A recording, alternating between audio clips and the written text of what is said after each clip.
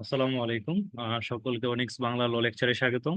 আজকে আমরা ইন্টারপ্রিটেশনের একটা গুরুত্বপূর্ণ টপিক সম্পর্কে আলোচনা করব, সেটা হচ্ছে ইন্টারপ্রিটেশন অফ ট্যাক্সিং স্ট্যাটিউট। মানে একটা ট্যাক্সিং স্ট্যাটিউটকে আমরা কিভাবে ইন্টারপ্রেট করব, ব্যাখ্যা করব, সেই বিষয়টা নিয়ে আমরা আজকে আলোচনা করব। তো একটা ট্যাক্সিং স্ট্যাটিউট বলতে কি বোঝায়? যে স্ট্যাটিউটের মাধ্যমে আসলে একজন ব্যক্তি কিভাবে হচ্ছে তার যে উপর যে আরোপিত ট্যাক্সটা একটা ফিনান্সিয়াল ইয়ারে তার উপর আরোপিত যে ট্যাক্সটা হয়, সেই ট্যাক্সটা সে কিভাবে প্রোভাইড করবে, সেটা সেই বিষয়গুলো উল্লেখ থাকে। এবং এই ট্যাক্স রিলেটেড আরো বিভিন্ন বিষয় সমূহ সেখানে উল্লেখ করা থাকে। তো এরকম একটা ট্যাক্সিং স্ট্যাটিউট যার মাধ্যমে হচ্ছে একটা রাষ্ট্র পরিচালিত হয় বা রাষ্ট্রে পরিচালনার যে, কারণ রাষ্ট্রের নিজস্ব কোনো টাকা পয়সা নেই। রাষ্ট্র পরিচালিত হইতে গেলে আমাদের জনগণের ট্যাক্স দিয়ে পরিচালিত হয়। সেক্ষেত্রে ট্যাক্স ইনস্টিটিউটটা খুবই গুরুত্বপূর্ণ, এবং একটা ট্যাক্স ইনস্টিটিউট কিভাবে ইন্টারপ্রেট করতে হবে সেটা আসলে খুবই গুরুত্বপূর্ণ। কারণ ট্যাক্স ইনস্টিটিউটটা যদি ভালোভাবে ইন্টারপ্রেট না করা হয়, তার কারণে বিভিন্ন সমস্যা হতে পারে। যেমন দেশের অর্থনীতিতে ব্যাঘাত ঘটতে পারে। তাছাড়া হচ্ছে অনেকেই হচ্ছে ট্যাক্স এভেডিং করবে বা ট্যাক্স হচ্ছে ডিডাক্ট করবে, এবং হচ্ছে সে বিভিন্ন ফাঁকিবাজি রাস্তা তৈরি করবে, যার কারণে সে ট্যাক্স ফাঁকি দিবে। এরকম বিভিন্ন সে রাস্তা ফাঁক ফোকর বের করে নিবে যদি একটা ট্যাক্সিং স্ট্যাটিউটকে যদি ভালো করে ইন্টারপ্রেট না করা হয়। সুতরাং অ্যাজ এ ল স্টুডেন্ট আমাদের সকলের হচ্ছে ট্যাক্সিং স্ট্যাটিউট সম্পর্কে ভালোভাবে জানতে হবে, এবং ট্যাক্সিং স্ট্যাটিউট কিভাবে ইন্টারপ্রেট করব, ব্যাখ্যা করব, ইলাস্ট্রেট করব, ইত্যাদি বিষয়গুলো আমাদের জানা খুবই জরুরি। তো আজকে আমরা দেখব কয়েকটা রুলস এবং কয়েকটা সিস্টেম ফলো করার মাধ্যমে কিভাবে একটা ট্যাক্সিং ইন্টারপ্রিটেশন স্ট্যাটিউটকে ইন্টারপ্রেট করা যায়। তো এখানে একটা প্রসিডিউর আমি উল্লেখ করছি, and একটা লিখিত প্রশ্নের মধ্যে এরকম হতে পারে যে what are the procedure of interpretation of a taxing statutes. যদি এরকম কোশ্চেন আসে তবে ডিরেক্ট এরকম ভাবে আনসার আপনারা করতে পারেন, চাইলে নোট করে নিতে পারেন। তো এখানে আছে যে interpreting taxing statutes require a careful balance between adherence to statutory language and the intent of the legislature. এখানে বলছে যে একটা ট্যাক্সিং স্ট্যাটিউটকে যখন আপনি ইন্টারপ্রেট করবেন, তখন অবশ্যই আপনাকে খুবই কেয়ারফুলি দুইটা বিষয়ের মধ্যে ব্যালেন্স রাখতে হবে। একটা হচ্ছে স্ট্যাটিউটরি ল্যাঙ্গুয়েজ, মানে যে আইনটা প্রণয়ন করেছে ওই আইনটার যে ল্যাঙ্গুয়েজটা আছে, যেমন লিটারেল মিনিং অনুযায়ী যে ল্যাঙ্গুয়েজ গুলা দেওয়া আছে বা আইনে যে কথাগুলো বলা আছে, এগুলার মিনিং আপনাকে অ্যাজ ইট ইজ মিনিং আপনার নিতে হবে।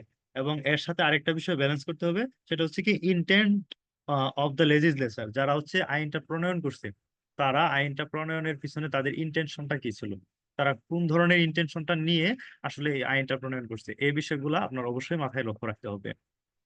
তারপর এখানে কয়েকটা প্রসিডিউর বলে দিল, যেমন হচ্ছে ট্যাক্সিং স্ট্যাটিউটকে ইন্টারপ্রিটেশন করার ক্ষেত্রে আমাদের স্ট্রিক্ট স্ট্রিক্ট কনস্ট্রাকশন যে রুলসটা আছে, সেই স্ট্রিক্ট কনস্ট্রাকশন রুলটা আমাদের ফলো করতে হবে। কেননা এটা আসলে খুবই গুরুত্বপূর্ণ একটা বিষয় আইনের ক্ষেত্রে। এই বিষয়টা যদি আসলে ফলো না করা হয়, তবে অনেকেই ট্যাক্স ফাঁকি দিবে, ইত্যাদি বিষয়গুলো তারা করে থাকবে। তো একটা স্ট্রিক্ট কনস্ট্রাকশন রুলস ফলো করতে হবে ট্যাক্সিং স্ট্যাটিউটকে ইন্টারপ্রিটেশন করার জন্য। এখানে বলছে যে taxing statute are construct strictly in favour of the tax payer. মানে ট্যাক্স পেয়ারের ফেভারে হচ্ছে খুবই স্ট্রিক্টলি কনস্ট্রাকটিভ ওয়েতে হচ্ছে ট্যাক্সিং ইন্টারপ্রিটেশনটা ইন্টারপ্রিট করবে। এখানে কোনো প্রকারের ল্যাঙ্গুয়েজে বা কোনো প্রকারের ওয়ার্ডের মধ্যে কোনো প্রকারের যদি অস্পষ্টতা থাকে, তবে সেই অস্পষ্টতা রিজলভ করবে, এবং সেখানে হচ্ছে ট্যাক্স পেয়ার যিনি আছেন, ট্যাক্স পেয়ারের ফেভারে হচ্ছে ওই স্ট্রিক্ট কনস্ট্রাকশন রুলটা অ্যাপ্লাই করা হবে in favour of the tax pair.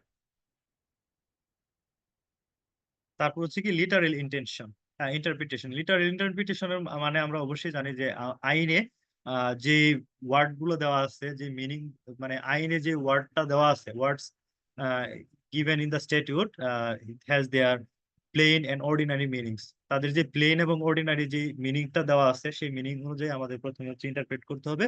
আর এই প্লেন মিনিং অনুযায়ী আমাদের ইন্টারপ্রেট করার ক্ষেত্রে আমাদের যদি কোনো প্রকারের কোনো নতুন কিছু অ্যাডিং করতে হয় বা ইনফ্রিংস, মানে এটা কোনো কিছু বাদ দিতে হয়, তবে সেটা অবশ্যই আমাদের কোর্টের যে প্রসিডিউর যারা আছে, যারা ইন্টারপ্রেট করবে, তারা অবশ্যই সেই বিষয়টা মাথায় রাখবে এবং অ্যাভয়েড করবে যে এই নতুন কোনো কিছু যেন অ্যাড না করা হয় এখানে।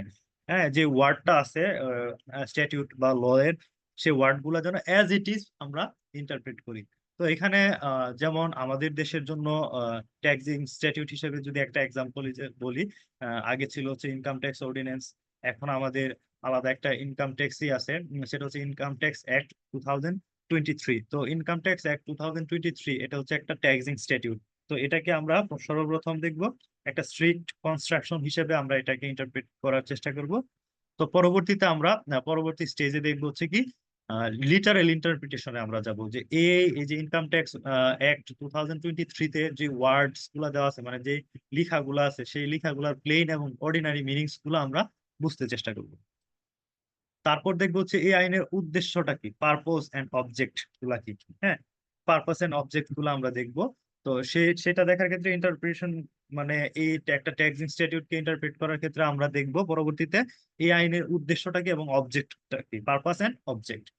তো purpose and object of the statutes are consider to ensure the interpretation alliance with legislative মানে এই যে এই আইনটার উদ্দেশ্যটা সেটা আমরা বুঝতে পারবো আসলে যদি আমরা লেজিসলেটিভ যারা আছে, যারা আইন প্রণয়ন করছে, তাদের ইন্টেনশনটা যদি দেখি যে এই আইনটা তৈরি করার পিছনে তাদের উদ্দেশ্যটা কি ছিল। হ্যাঁ, তারা আসলে কোন কারণে এই আইনটা প্রণয়ন করছে, যে ইনকাম ট্যাক্স অ্যাক্ট 2023 সেটা কেন প্রয়োগ করা হলো। অবশ্যই আমাদের রাষ্ট্র পরিচালিত হয় জনগণের ট্যাক্সের মাধ্যমে। হ্যাঁ, তো এই ট্যাক্সটা আসলে কিভাবে প্রপারলি কালেক্ট করতে হবে বা কিভাবে হচ্ছে ট্যাক্স ফাঁকি রোধ করা যায় বা ইত্যাদি বিষয়, ট্যাক্স রিলেটেড যে বিষয়গুলা লেজিসলেটিভদের ইন্টেনশনে নিয়ে হচ্ছে এই আইনটা প্রয়োগ করছে, ইনফোর্স করছে, সেই উদ্দেশ্য এবং পারপাসটা আমাদেরকে দেখতে হবে। তারপর হচ্ছে কি no presumption of tax liability. Tax লাইবিলিটির ক্ষেত্রে কোনো প্রকারের অনুমান, মানে এরকম আনসার্টেন বিষয় বা কোনো প্রকারের আনুমানিক কোনো বিষয় রাখা যাবে না। স্পষ্ট এবং ক্লিয়ার আমাদের ধারণা থাকতে হবে, এবং একটা ক্লিয়ার ধারণা নিয়ে আমরা হচ্ছে ট্যাক্সিং স্ট্যাটিউটটাকে ইন্টারপ্রেট করব। এখানে কোনো প্রকারের প্রিজাম্পশন ধরে না বা আনুমানিক কোনো কিছু বিষয় নিয়ে আমরা যদি ট্যাক্সিং স্ট্যাটিউটকে ইন্টারপ্রেট করতে চাই, তবে এক একজন এক একভাবে প্রিজাম্পশন নিবে, এক একজন এক একভাবে প্রিজিউম করবে, এবং তারা তাদের সুযোগ এবং সুবিধা অনুযায়ী সেটাকে প্রিজিউম করা ট্রাই করবে। তো এরকম করে আমরা হচ্ছে এই স্ট্যাটিউট গুলাকে ইন্টারপ্রেট করার চেষ্টা করব। তো পরবর্তীতে আছে কি যে এক্সাম্পশন এন্ড ডিডাকশন। একটা ট্যাক্সিং স্ট্যাটিউটে বিভিন্ন প্রকারের এক্সাম্পশন এবং ডিডাকশন দেওয়া থাকে। সেটা হচ্ছে পার্সন টু পার্সন ভ্যারি করে। যেমন মেইলের ক্ষেত্রে হচ্ছে ধরেন সাপোজ 3,50,000 টাকা পর্যন্ত হচ্ছে ট্যাক্স এক্সাম্পশন আছে, ডিডাকশন আছে। তো এর পরবর্তী 3,50,000 টাকার পরবর্তীতে যত টাকা আসবে তার উপর তার ট্যাক্স দিতে হবে। ধরেন আবার ফিমেলের ক্ষেত্রে এখানে বললো যে 4 লাখ টাকা। হ্যাঁ, 4 লাখ টাকার পর্যন্ত হচ্ছে তাকে ডিডাকশন দিবে। একটা ফিনান্সিয়াল ইয়ারে যদি তার কাছে 4 লাখ টাকা থাকে সবকিছু বাদ দিয়ে, তার থেকে 4 লাখ টাকার উপরে যা আসবে তার থেকে সে ট্যাক্স দিবে। হ্যাঁ, আবার ধরেন একজন মুক্তিযোদ্ধার জন্য হচ্ছে এরকম একটা অ্যামাউন্ট করে দিল, যেটাকে হচ্ছে এক্সাম্পশন বা ডিডাকশন আছে। তো একটা ট্যাক্সেশন স্ট্যাটিউটকে যখন আপনি ইন্টারপ্রেট করবেন, তখন অবশ্যই আপনাকে এই যে কত টাকা আপনাকে ট্যাক্স পেয়ার যিনি আছে তার তার থেকে হচ্ছে এক্সাম্পশন এবং ডিডাকশন দেওয়া আছে, সেই ক্রাইটেরিয়া গুলাকে অবশ্যই আপনার ভালোভাবে জেনে তারপর হচ্ছে সেটা ইন্টারপ্রেট করতে হবে। তারপর হচ্ছে কনসিস্টেন্সি উইথ আদার প্রভিশনস, যে ট্যাক্সিং স্ট্যাটিউটটাকে যখন আপনি ইন্টারপ্রেট করবেন তখন এটা আদার যে রিলেটেড স্ট্যাটিউট গুলো আছে আপনার ট্যাক্সিং স্ট্যাটিউটের সাথে, ট্যাক্স কালেক্ট রিলেটেড যে আরো কোনো স্ট্যাটিউট যদি আপনার এখানে থেকে থাকে, তবে অবশ্যই সেটার সাথে হারমোনি এবং কনসিস্টেন্সি বজায় রাখতে হবে, সাদৃশ্য বজায় রাখতে হবে। তার সাথে কোনো প্রকারের কনফ্লিক্ট বা কন্ট্রাডিক্ট যদি হয়, তবে সেটা একটু অ্যাভয়েড করতে হবে, কারণ কন্ট্রাডিক্ট এবং কনফ্লিক্ট হলে একটা প্রপার জাস্টিস আপনি এস্টাবলিশ করতে পারবেন না। তারপর হচ্ছে সাবস্টেন্স ওভার ফর্ম। একটা ট্যাক্সিং স্ট্যাটিউট কে যখন ইন্টারপ্রেট করবেন তখন ট্যাক্সিং স্ট্যাটিউট রিলেটেড বিভিন্ন ফর্ম থাকে, যে ট্যাক্স কালেক্ট করার জন্য tax form, tax filing form দেওয়া থাকে। সেই ফর্ম গুলা সম্পর্কে আপনার ভালোভাবে জানতে হবে, এবং সেই ফর্ম গুলার মাধ্যমেই কিন্তু আপনি ওই ট্যাক্সটা আপনি পেমেন্ট করবেন। তো এখানে এই ফর্ম গুলা সম্পর্কে ভালো একটা ধারণা থাকতে হবে, কেননা যদি এই ফর্ম গুলা আপনি ভালো ধারণা না নিতে পারেন, তবে এখানে টেকনিক্যালি আপনার বিভিন্ন ফাঁকি দেওয়ার একটা ওয়ে থাকবে। যারা হচ্ছে ট্যাক্স ফাঁকি দিতে চায় তাদের একটা ওয়ে থাকবে যে সে টেকনিক্যালি ট্যাক্স ফাঁকি দিয়ে দিবে।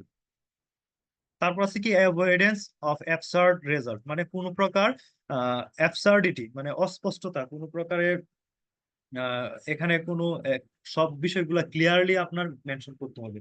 হ্যাঁ, একটা রিজনেবল এবং সেন্সিবল ইন্টারপ্রিটেশন আপনার দাঁড় করাতে হবে। কোনো প্রকারের অ্যাবসার্ডিটি আপনার ওই ইন্টারপ্রিটেশনের ক্ষেত্রে রাখা যাবে না, এটা অ্যাভয়েড করতে হবে। তারপর আছে কি রেট্রোস্পেক্টিভ এন্ড প্রসপেক্টিভ অ্যাপ্লিকেশন।